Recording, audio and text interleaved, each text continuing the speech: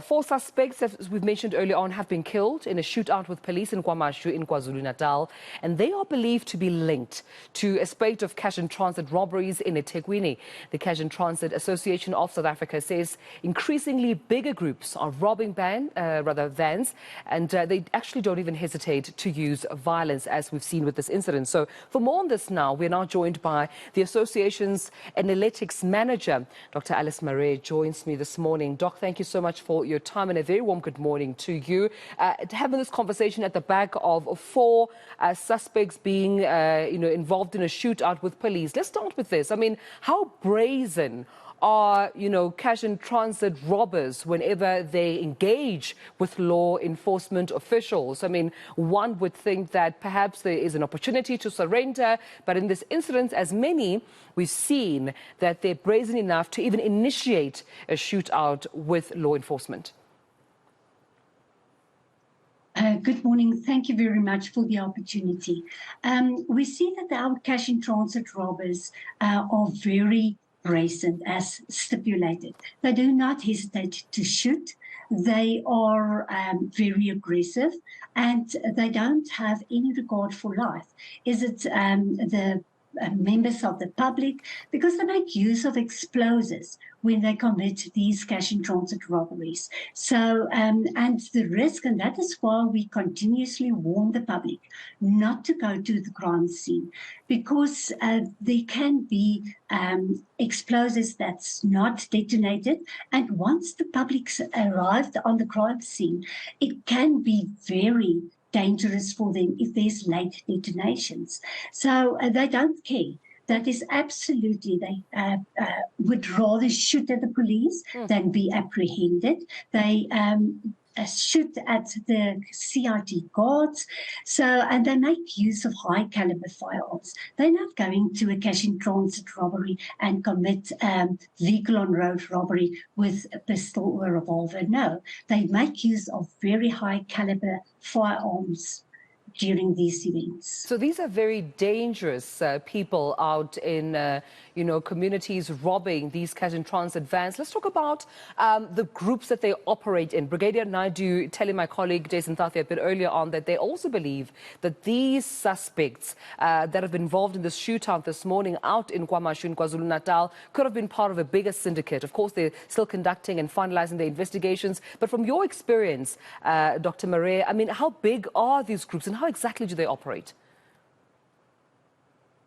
When we refer to the vehicle on the road attacks, we have groups as big as around 20. It's always difficult, during such an event to count all the offenders. But our group's size varies from between 15 up to 20 plus. We also see that the cash and transit robbers operate across provinces. So they're not province bound. The information indicates of this morning that they were active in different provinces. So our high-risk provinces that we see is Gauteng, KwaZulu-Natal, Eastern Cape. So they just go where the job, so-called job is. So they are even in five vehicles that they may use to get to a crime scene. So they're not bound by one vehicle, one or two people. They are really coming in their crowds. And the more the security we upgrade the target hardening measures by looking after the vehicles and make it more secure, the higher number of offenders arrive at the crime scene, and they make use of more and more explosives to gain access to the cash.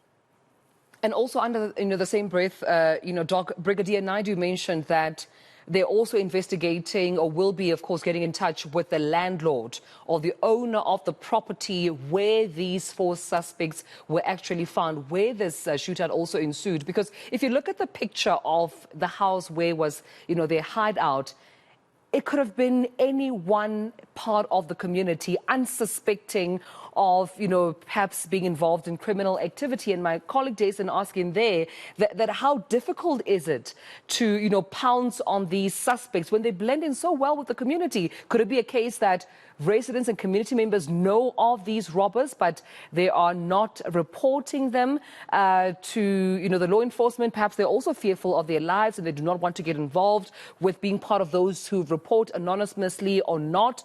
Or, is it easy to find and locate where exactly their hideouts are?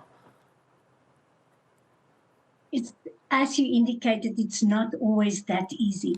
But we can also think back about the Rosettenville incident last year that occurred, and then also the incident that occurred on the 1st of September, where the police were successful in that operation in Makadu, where they also defended themselves when they want to apprehend the criminals at a safe house. So cash and transit robbers tend to have the organized crime modus operandi. So they make use of the safe houses. And yes, it's difficult, but at a time one needs to become aware of your neighbors' operations and the way that they operate.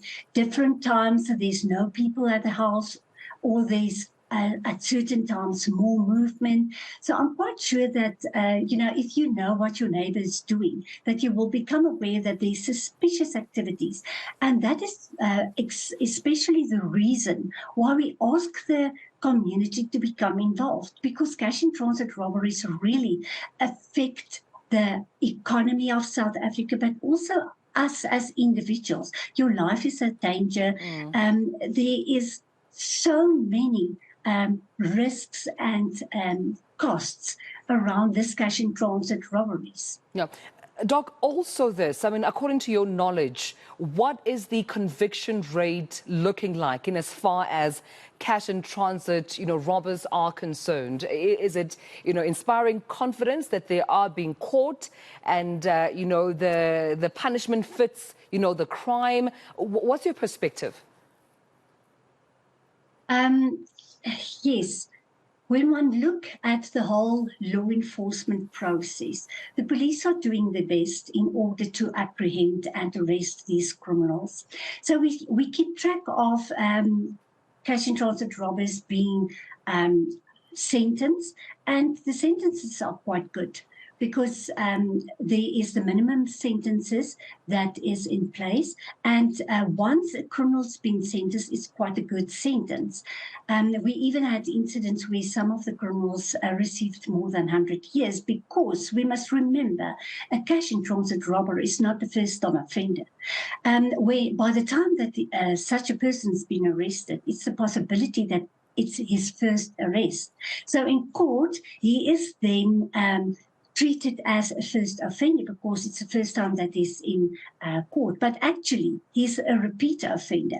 Once they came out of prison, they go back to cash and transit robberies. So, there is a difficulty in the fact that some of them get bail easily, or it feels for us as an industry as if bail is granted to criminals. We had some of the offenders in the Limpopo province that are already out on bail.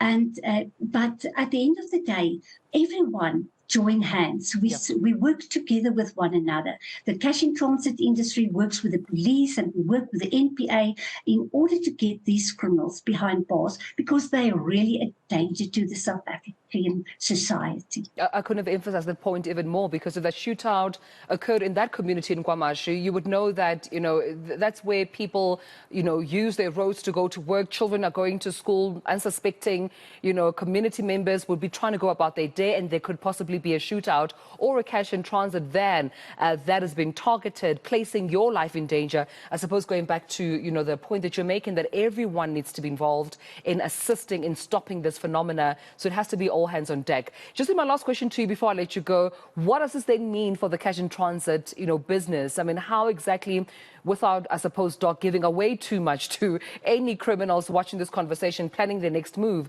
what does it mean then for security?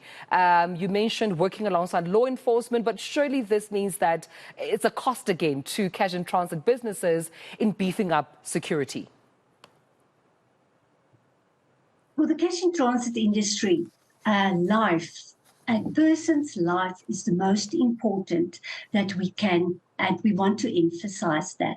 So, therefore, the cash in transit industry we lost some of our personnel during this year, which is really a concern for us, because it's people that really wants to earn their money to look after their families, and they conduct a service. So the cash in transit companies really put some effort and money into the upgrading of security measures, to source information, to work with the police, because on our own we cannot achieve successes. So therefore it's very important that we come as a collaborative effort in order to break down this continuous cash in transit robberies. And you will see that the vehicles are up to standard.